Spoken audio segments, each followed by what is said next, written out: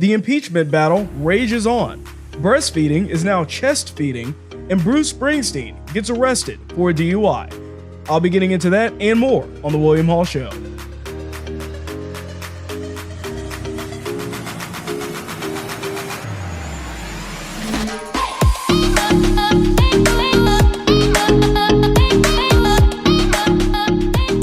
The impeachment battle rages on. It is continuing to be blown through, and they have no real case for any of the stuff that they're trying to accuse Trump of. Of course, he's no longer in the White House anyways. So them continuing to push this through is already ridiculous. But we got a first look at Trump's new legal team yesterday, and they didn't do a very good job at all, needless to say. So the previous Trump legal team, basically, they all left and just kind of abandoned him. And he had to bring in these new people. And they didn't do a very good job at representing Trump yesterday at all, at least in my opinion. So a report came out yesterday that two sources who spent time with the former president today described him as being, quote, furious and beyond angry with his impeachment defense team. And it goes on to say that he was specifically upset with attorney Bruce Castor, as you pointed out, for his, quotes, rambling opening argument. So that is what he basically was doing the entire time. I mean, the guy was tripping over words, didn't seem to really know exactly what he was talking about. So here's a clip of a little bit of what that sounds like. I'll be quite frank with you. We changed what we were going to do on account that we thought that the House manager's presentation was well done. We are generally a social people. We enjoy being around one another. Senators of the United States, they're not ordinary people. And boy, this is a diverse group. We still know what records are, right? On the thing you put the needle down on and you play it. I worked in this building 40 years ago. I got lost then, and I still do. I represent the great state of fill in the blank. I saw a headline, Representative so-and-so seeks to walk back comments about, I forget what it was, something that bothered her. I don't want to steal the thunder from the other lawyers, but Nebraska, you're going to hear, is quite a judicial thinking place. If the individual state legislatures didn't adopt the Constitution, we would not have it. The floodgates will open. As I was going to say originally, it will release the whirlwind. But I subsequently learned since I got here that that particular phrase has already been taken, so I figured I better change it to floodgates. So honestly, that's kind of funny, but it's ridiculous that this guy is up there, to be honest with you. I mean, even I have to admit, when somebody's not doing a very good job at representing Trump whatsoever and really presenting the arguments, the guy really had no idea what he was talking about. And he made a few good points, but just when you had all of these weird statements and everything in between these good arguments, it just kind of takes away from the overall message about what's going on. So it really doesn't matter anyways at the end of the day, because the Senate isn't going to convict Trump for any of this stuff. They don't have the numbers to do it, and there's no case really for any of the stuff that the Democrats have done. So far, the Democrats have only lied about a lot of the stuff that they've been bringing up. They've been showing hours of video clips that mostly are irrelevant to what they're actually accusing Trump of doing in the first place. So meanwhile, at this time, when certainly people could, or certain politicians could come out and actually try to speak out against this impeachment, specifically Democrats, Joe Biden has remained entirely silent on this issue. He said nothing. To me, this proves that they don't want any unity whatsoever. Here's Jim Jordan kind of summarizing that a little bit.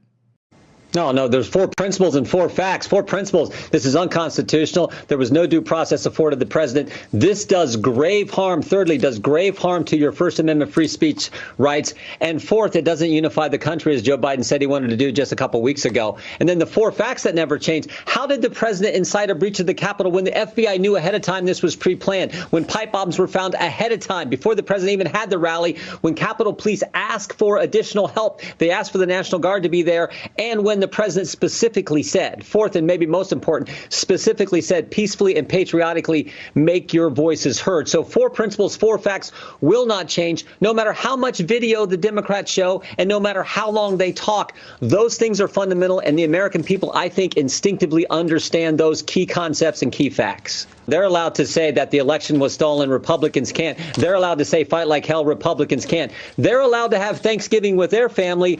Republicans aren't. We're not allowed to have Thanksgiving with ours. And Nancy Pelosi is allowed to walk around the metal detector that we have to walk through. So Americans are so sick of this. And then when the language you talked about, where Democrats last summer, Democrat members of the Congress, said there needs to be more unrest in the streets while there was unrest in the streets, and somehow that's not incitement. But when the president says peacefully and patriotically make your voices heard, they're going to impeach him. I mean, this is what Americans so despise. There's lots of things they hate about this town. They hate when we spend their money on crazy things. But what they mostly hate is the hypocrisy and the double standard that the elite in this town get to have. Right now, there's a wall around the Capitol to protect the politicians, but we can't secure the border to protect the country. That's what ticks Americans off more than anything else. And that's why they so appreciated President Trump, because he came here and did what he said and fought for the things American families care about. And right now they're seeing, as Devin said, this crazy circus of an impeachment. Yeah, and he hits the nail on the head with this one. They don't want unity at all. If they did, they wouldn't be pushing forward with this impeachment trial. But they continue to do this stuff. Once again, I really am starting to think that this is all about trying to keep other candidates from running in the future that are outsiders. Think about this. The Democrats want an established candidate. They want somebody who's been in government like Biden for 50 years, who is just kind of coming in, has tried to be president 3 times. That's the kind of person they want to see run. They don't want an outsider, somebody that's not welcome in the groups. Of course, they don't like Republicans anyways, but they really don't want someone like Trump to run again, or they don't especially want Trump to run again, because that would be their absolute worst nightmare. But that is exactly what they're doing here. I think they're trying to send a message that if you run for president, if you try to do something and you don't belong in the established government employee and meet those standards, you're going to be extradited. You're done. We're going to destroy your life. We're going to destroy your business. We're going to destroy everything about what you do and who you are. That is what the Democrats are trying to do here.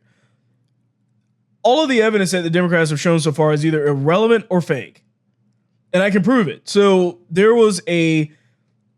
were posting a bunch of videos, but one of the bigger things that they were doing as well is basically posting responses to Trump's tweets. And they were posting these screenshots of tweets, and they showed a reply to one of Trump's tweets with an account that was verified. Well, come to find out, the picture that they showed was photoshopped.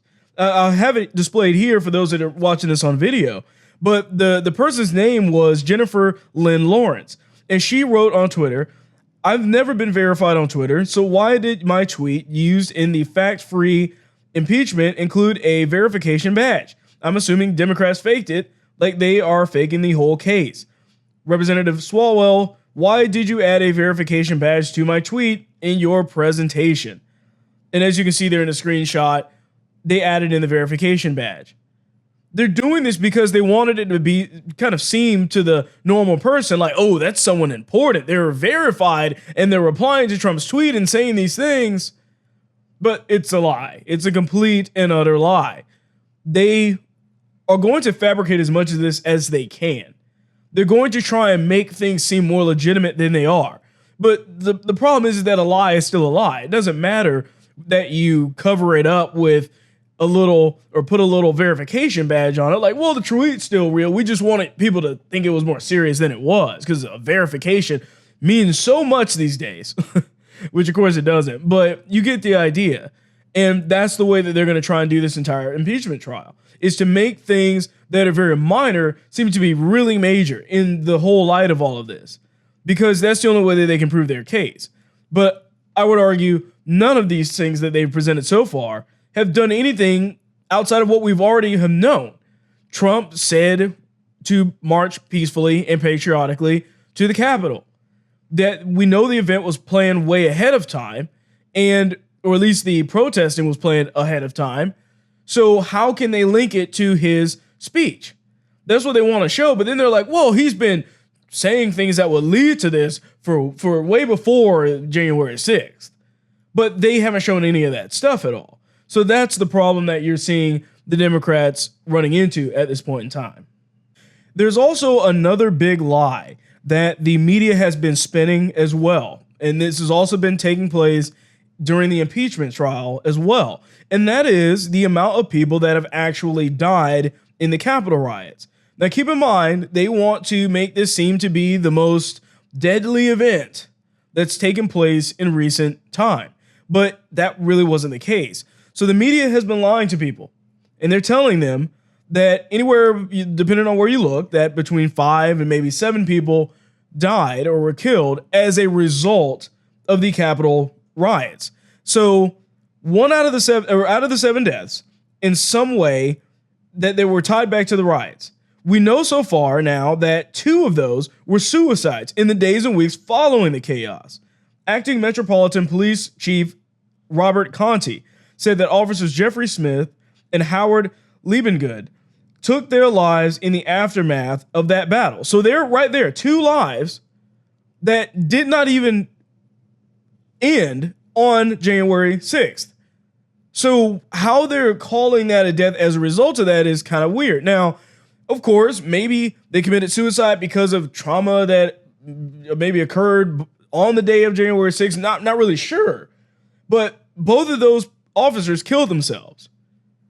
And we don't have any information or any more information about, or at least listen the reason as to why they did that.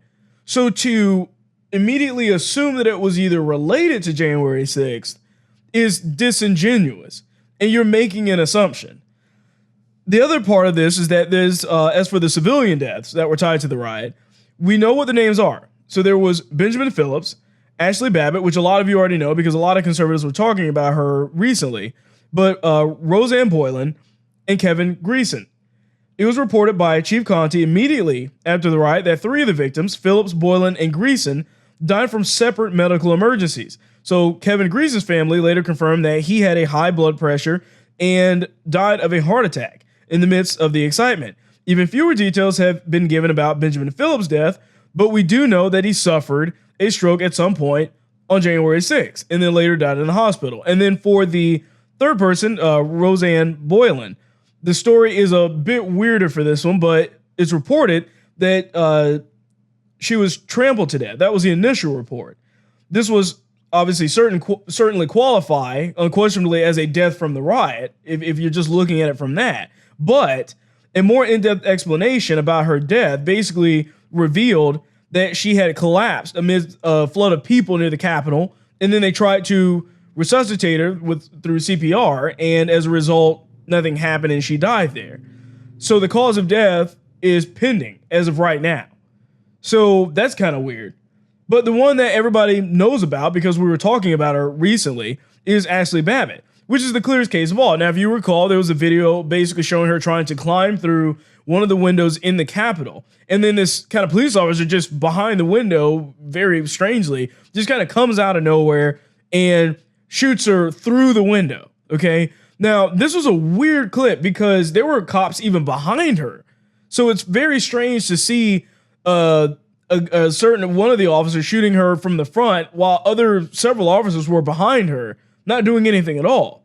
It's very strange. But we can attribute that death directly to the riot. But that's one person. That's one person. And yet they're continuing to lump all of these deaths in with the entire riot situation and leaving the details out of it entirely. And a part of the fact, too, is that they don't even want to talk about Ashley Babbitt because they feel, well, she was a Trump supporter. They don't really want to talk about her all that much. The fact is that it's weird that you don't hear any of the Democrats talking about police brutality now. That's kind of odd.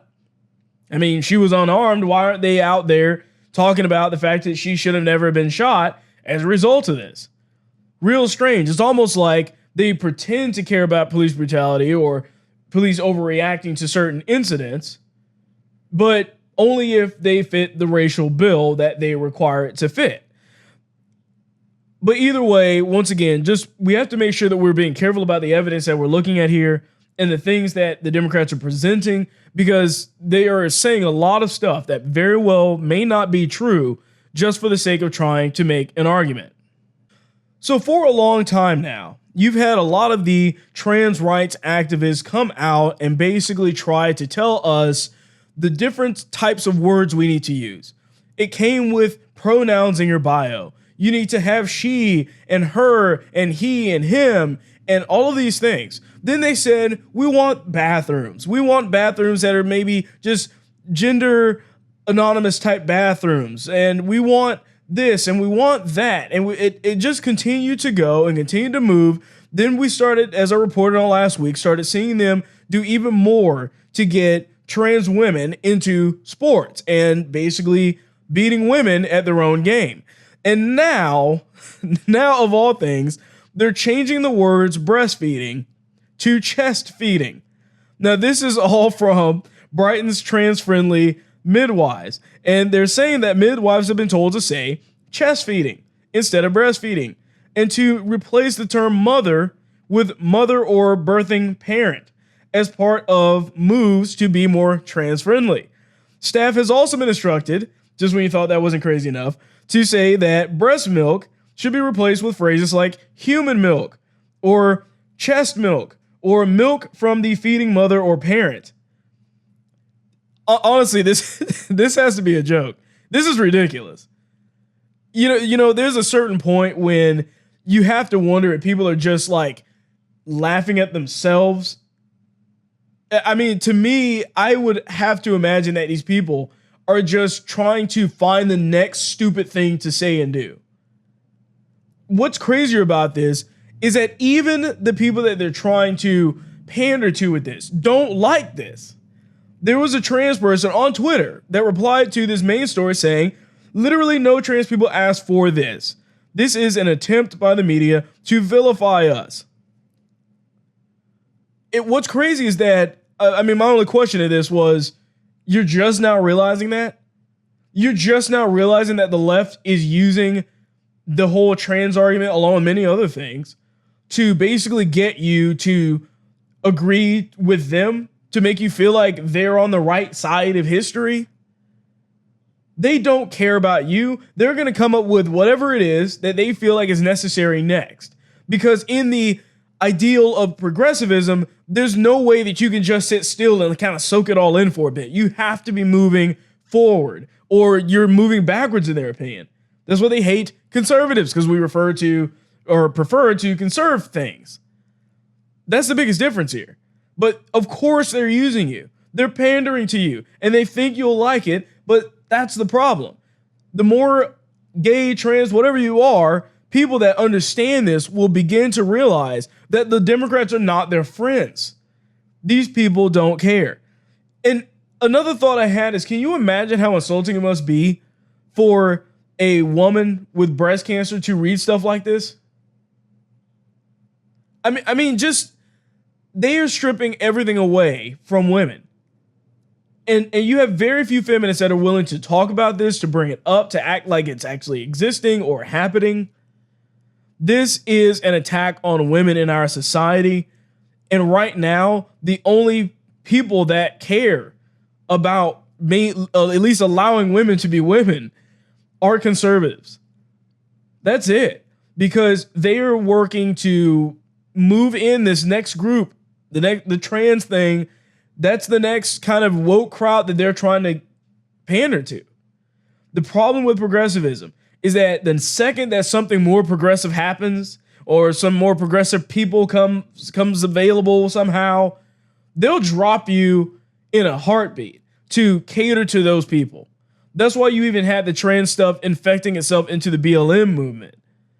I mean, they don't care about black people. The second that trans people come in, boom, they're the most important now. Now gay and lesbian isn't so great to them, because they've replaced it with something even more woke, even more progressive in their opinion. And that's only going to continue. There's no stopping what they're doing. The only thing we can realize is understand the faulty mentality with this kind of ideology. It doesn't work this way.